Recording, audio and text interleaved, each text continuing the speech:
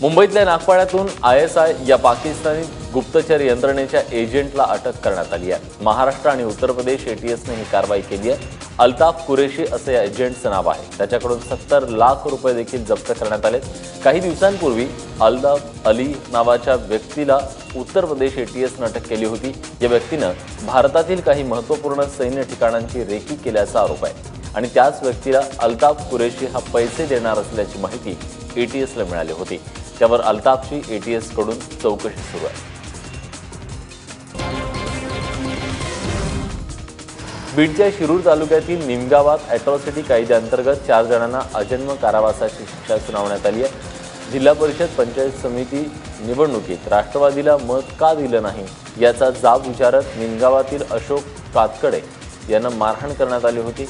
5 वर्षांपूर्वी गावातल्याच बाबासाहेब देवकर आणि इतर तिघांनी कातकडे यांना आणि त्यांच्या कुटुंबियांना मारहाण करत त्यांचं घर जाळून टाकलं होतं। या प्रकरणी त्यांच्यावर घर जाळणं अॅट्रॉसिटीचा गुन्हा दाखल करण्यात आला होता आणि त्यातच ही शिक्षा सुनावली गेली आहे।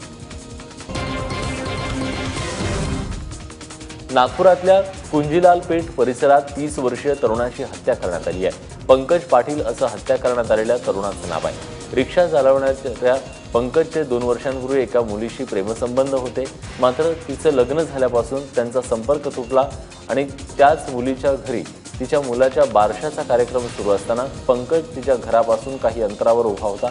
यामुळे मुलीच्या भावानं तू इथं का उभा आहेस म्हणून पंकजला जाब विचारला। बाचाबाचीचं रूपांतर मारहाणीत झालं आणि त्यानंतर पंकजवर चाकूनं वार करण्यात आले आणि त्यातच त्याचा मृत्यू झाला।